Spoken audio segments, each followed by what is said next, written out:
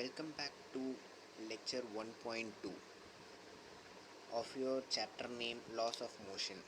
Okay, in last lecture we saw something about this chapter's introduction and these four topics. Subsequently, their names are statics, dynamics, kinematics, and kinetics. Okay, we got over with here, and in today's lecture we will be covering force and motion topic with inertia. Okay, so until this area this lecture will be covering. Okay, now starting with the lecture, according force and motion is the topic. I'm going on. According to Aristotle, a Greek philosopher and scientist, he's a good philosopher and a great scientist. This man indeed started what is physics, these things and all. Okay, the natural state of earthly bodies is rest. Earthly bodies is nothing but the planets and sun. I mean, Mercury, Venus, Earth, Mars, and other things.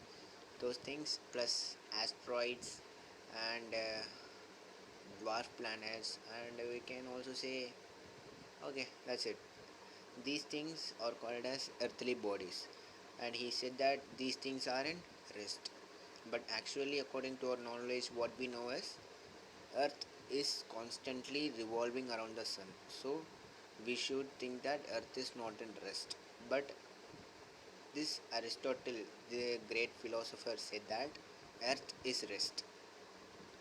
Earth and other earthly bodies are in rest. Okay. Then he stated that a moving body naturally comes to rest without any external influence of the force. Such motions are termed as natural motion. So on his days, very very long back ago, he said that if any body is moving, if you are rolling a ball in your table, it will start slowing down and finally it comes to rest. And by observing this, he said that everybody comes to rest after some few point of time. So he called this motion as natural motion because it is coming back to rest. So he called this natural motion, and this motion is force independent. He said that there is no force needed to bring that rolling object to rest. It will come automatically to rest. You know why this happens in real life? Yeah, most of you might have guessed that it's due to friction. But on those days, Aristotle was not known clearly about anything about friction and all. So he said that this is a natural motion. And then he also proposed that a force, in bracket a push or pull, we know that, is needed to make the bodies to move from their natural state, bracket rest, and behave contrary to their own natural state called as violent motion. So he said that he first said that bringing back to rest is called as natural motion. So how can they start? Okay, so there he proposed that we need to have some force acting on that object to make it move.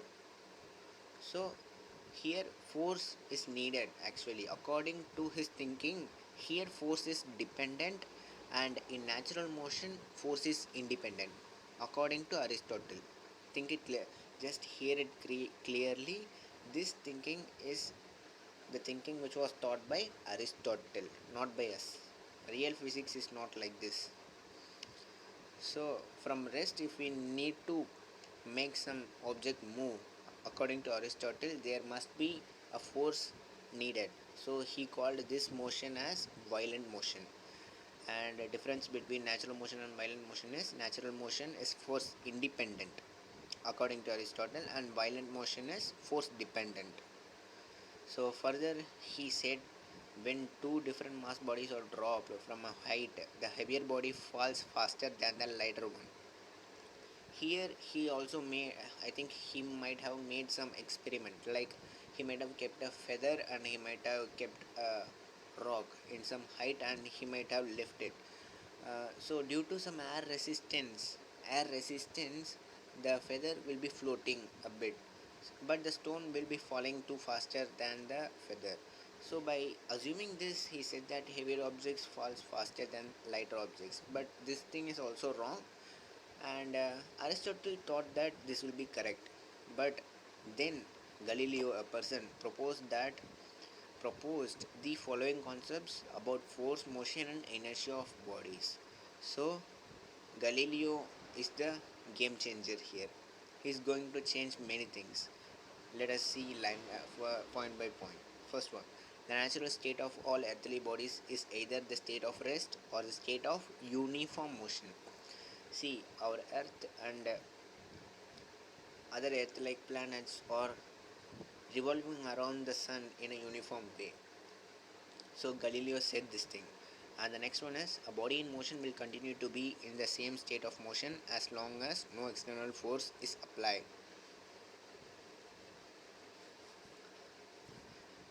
See, I said if you are sitting in your chair, there is always gravitational force acting.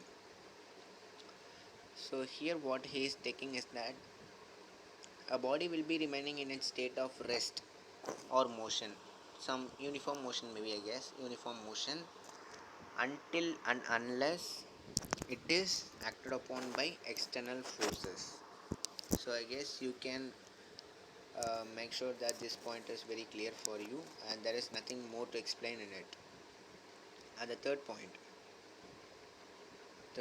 is when a force is applied when a force is applied on bodies, they resist any change in their state.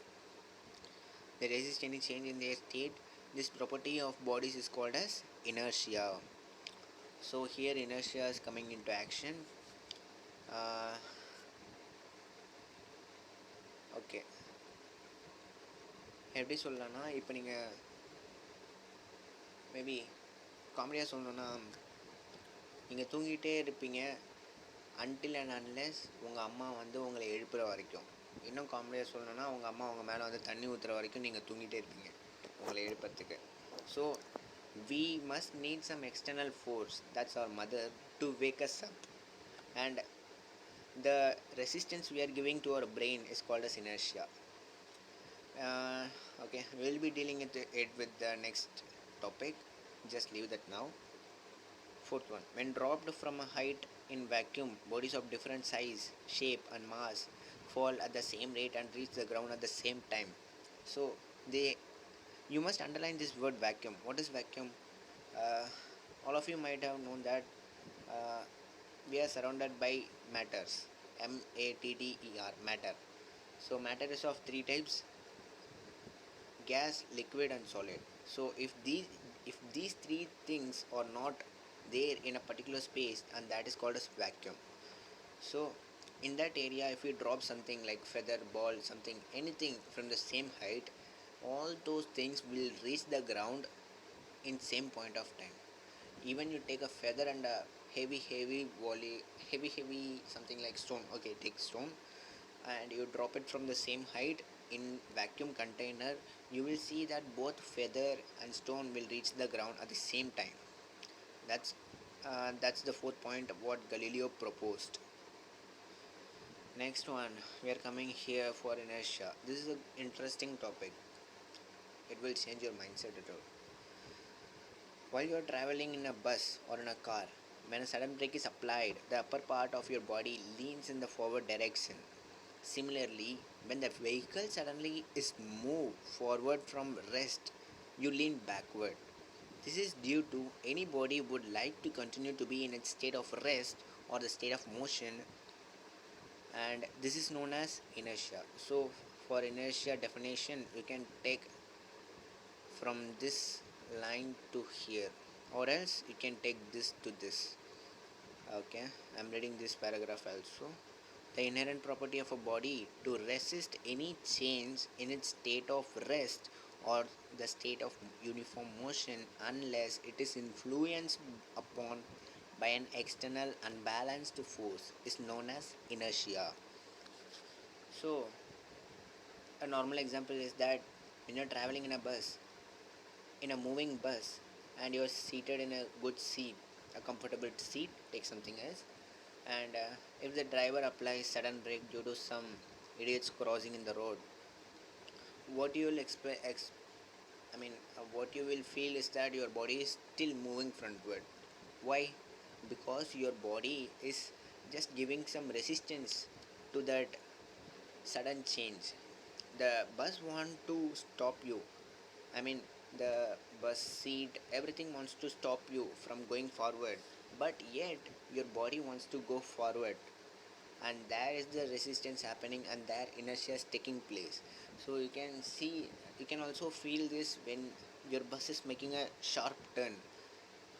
Your body will be going in that same way how it was going before, but while taking that turn, bus will be turning, but you won't be turning, you will be going that straight way, and that's called as inertia.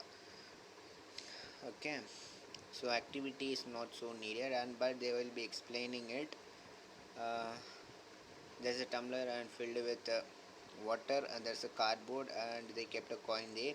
So if you just hit the cardboard with your pointing finger very faster without disturbing anything in a vertical manner, and just you are hitting it in a horizontal manner, you can see that the cardboard will fly away, but the coin placed above it will just fill into the water. How? Here the coin is not willing to move or change its motion from rest to change its type of motion from rest to some linear motion, man. You just want to be in rest, but the cardboard is making the coin to move. So here inertia acts and the coin falls into the water. That's what they explained here also. And this is called as inertia of rest. Okay, inertia is of three types. First one is inertia of rest. The resistance of a body to change its state of rest is called as inertia of rest. Very simple. You are sitting in a car and the car is in rest, and the driver suddenly accelerates it, so you will start feeling that you are going backward. Why? Your body is actually in rest while the car starts to move, and your body is resisting that, and it's willing to be in rest, but the car is pulling you forward. So there's some resistance, and something is happening which you can feel, and that's called inertia of rest. And then inertia of motion is just the vice versa of this one. The resistance of a body to change its state of motion is called as inertia. So when you are just sitting in a moving car and the driver suddenly applies brake, you will be leaning forward. Why? Your body is trying to be in motion, but the car is coming back to rest, so there is some interactions, and there comes inertia of motion. And some other example is that when your car is just moving in a normal speed and suddenly you enter a highway, so the car driver wants to speed up, so he's accelerating more, and at that time you will be started leaning backward. Why? Your body wants to go in slow, but the car is taking speed, so your body bends backward. So simple. Inertia of direction. The resistance of a body to change its direction of motion is called inertia of direction. Take the same case, man. Your car is going straight, and suddenly there takes a turn, sudden turn, and your body will hit the door. Why? Because the car is turning, but your body wants to go straight, and there comes some interaction, and again this is called as inertia of direction. Very simple. Everything is simple. Physics is easy, man. There is nothing so hard to think. Okay, examples, and then we are coming back to examples of inertia. An athlete runs some distance before jumping because this will help him jump longer and higher. So here comes inertia of motion. You are just running faster while going for a high jump, and then you are just leaving your legs up. I mean, you are just jumping, and after jumping, there is no force from your legs, but yet your body is moving. How? It's due to inertia. And then when you make sharp turn while driving a car, you tend to lean sideways. Yeah, this I explained in inertia of directions also. And then when you vigorously shake the branches of a tree, some of the leaves and fruits are detached and they fall down. Okay, what's happening here? First of all, let's try to imagine. Take a branch in your hand with some leaves. Okay, so you are suddenly starting to move it up and down, up and down. Then what happens? Your the branch which is attached with your hand is suddenly in some rapid motion, but those leaves which is attached to that branches are yet at rest and they want to be in rest. Here inertia of rest is taking place. So the resistance is not bearable by those branches of the leaves. Not I'm not saying that main branch, big branch, I'm not saying that big branch. uh, the part which is attaching the leaf with the main branch, that thing can't hold the leaves due to inertia. So that small branches which is holding those leaves are starting to break down. And what happens? Leaves fall down, inertia taking place. And now start going out and see what are the things inertia is making and what it is playing with your life. Inertia is playing a hell lot with your life. It can make you ashamed in some way.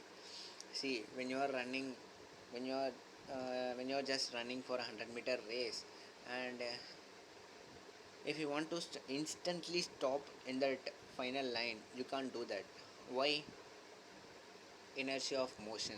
Your body wants to be in motion, but your leg tries to stop you. So some interactions occur, and if you try it harder, even you will fall down. So everybody will laugh at you. So what I'm saying that you will run that 100-meter race, and after that you will be running some 10-meter to slow you down. You will be slowly reducing your speed to reduce inertia's effect. Okay. So every time you run, every time you ride bicycle, every time you think of any types of motion or a sudden change in motion, think about inertia. Learn in a fun way, man. Everything will be easy. And in the next lecture, we'll be learning about linear momentum, and we'll be studying Newton's laws of motion. Yeah, I guess Newton's laws of motion is a big topic. Well, let me see, take a look. It's a big topic. It's a very, very big topic, man. Okay, we'll be covering it one by one. No worries. Until now, just start learning your books and start gaining knowledge by your own self. And finally, if you wish to share, like, or subscribe, do that. And the simple thing is that learn something from my YouTube videos. That's all. Share with your friends also. Bye bye. See you.